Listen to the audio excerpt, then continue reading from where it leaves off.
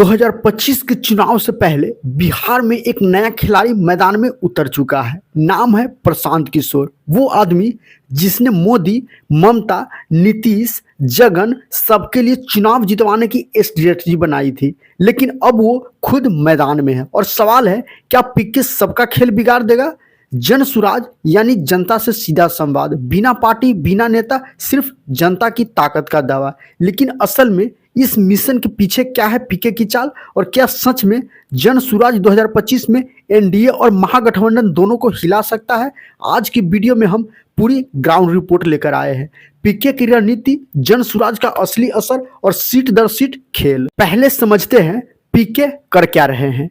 प्रशांत किशोर का कहना है कि बिहार की राजनीति नेताओं के भरोसे नहीं, जनता के भरोसे बदलेगी। उन्होंने जन सुराज अभियान के जरिए हर जिले में पदयात्रा की, 20,000 किलोमीटर से ज्यादा पैदल चल चुके हैं और करीब 3,000 पंचायतों में लोक संवाद सभाएं भी की है। लेकिन इस पदयात्रा के पीछे सिर्फ जागरूकता नहीं है, यह है डाटा कलेक्शन। पीके की टीम हर ब्लॉक, हर पंचायत का राजनीतिक और जातीय डेटा इकट्ठा कर रही है। मतलब ग्राउंड से रियल वोटर माइंडसेट, जो आगे उनके कैंडिडेट सिलेक्शन में काम आएगा। अब बड़ा सवाल, जन सुराज को ग्राउंड पर कितना सपोर्ट मिल रहा है?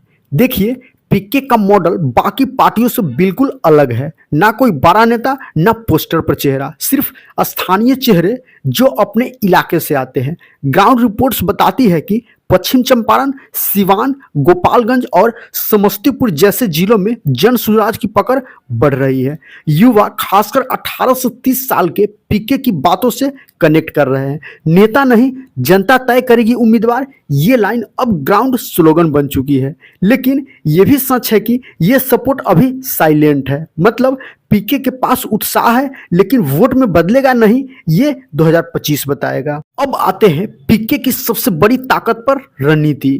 पीके ने जो काम बीजेपी और टीएमसी के लिए किया था, वही अब अपने लिए कर रहे हैं।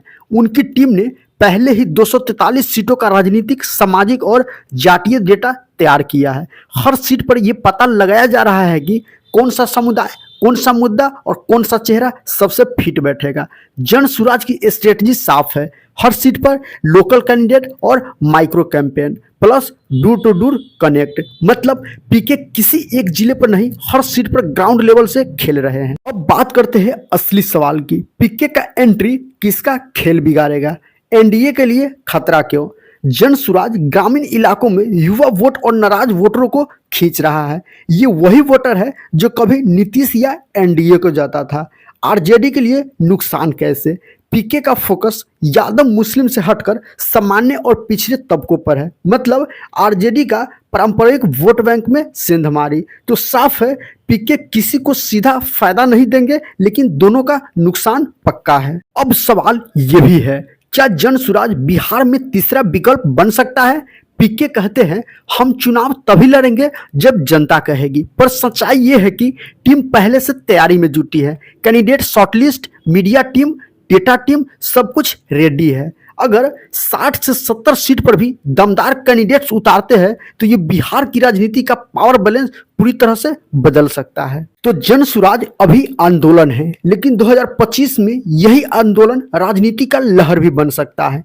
पीके की चाल धीरे धीरे हर पार्टी को चिंता में डाल रही है, क्योंकि वे जानते हैं जिसके पास ग्राउंड डेटा, लोगों का भरोसा और इमोशन का नैरेटिव है, वो बिहार में कुछ भी कर सकता है। तो सवाल आपसे है, क्या प्रशांत किशोर 2025 में नीतीश और तेजस्वी दोनों का खेल बिगाड़ देंगे, या जन सुराज सिर्फ एक पॉलिटिकल एक्सपेरिमेंट बनकर रह जाएगा? कमेंट में बताइए अपनी राय। वीडियो अच्छा लगा हो तो लाइक कीजिए, शेयर कीजिए और सब्सक्राइब कीजिए बिहार की सबसे सटीक राजनीतिक एनालिसिस के लिए। मिलते हैं अगले वीडियो में, तब तक के लिए जय हिंद।